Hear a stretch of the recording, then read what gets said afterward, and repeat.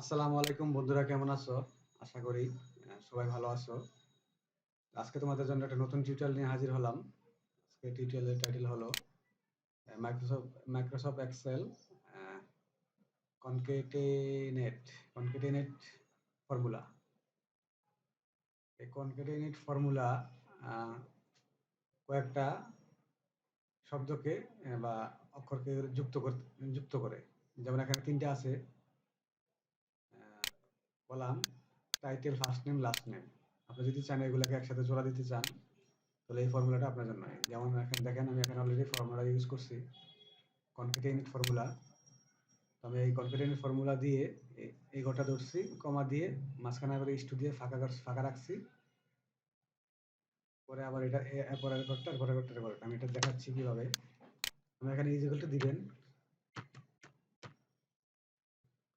কনকেটেনেট formula দিয়ে bracket দিবেন, দিয়ে এই ঘরটা ধরলাম, দিয়ে কমা দিলাম, কমা দিয়ে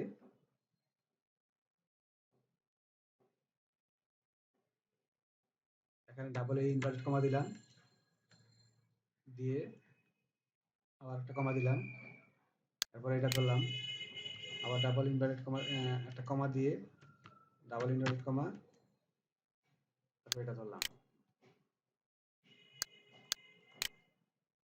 কমা দিয়ে এটা ধরলাম। দেখেন আমার এখানে নামটা একসাথে হয়ে গেছে। এটাকে আলাদা করার জন্য এই যে ডাবল কমার ভিতরে একটা স্পেস দিয়ে দেবেন। আপনি এখানে স্পেস বা আন্ডারস্কোর বা যাই দেন, এটা এখানে শো করবে। দেখেন আব্দুল আলিম হয়ে গেল। এই ফর্মুলাটা আমি এখানে ইউজ করছি। তো দেখেন, এই আমরা তো জানি যে গুগল ডট অক্ষরের মাঝখানে কোনো ফাঁকা থাকে না। তো এই গুগল ডট কম এর নিচে আপনি ফাঁকাটা কিভাবে বন্ধ করবেন? এটার জন্য আপনি এই ফর্মুলার ভিতরে এই যে এখানে যে স্পেসটা আছে, এটাকে আপনি রিমুভ করে দিবেন, তাহলে একসাথে হয়ে যাবে। তো বন্ধুরা, আমরা শিখে গেলাম যে কিভাবে কয়েকটা শব্দকে একসাথে যোগ করা যায় কনকেটেনেট ফর্মুলার মাধ্যমে। তো যাদের এই টিউটোরিয়ালটা অনেক উপকৃত হলো, অবশ্যই আমার চ্যানেলটা সাবস্ক্রাইব করবেন। আল্লাহ হাফেজ।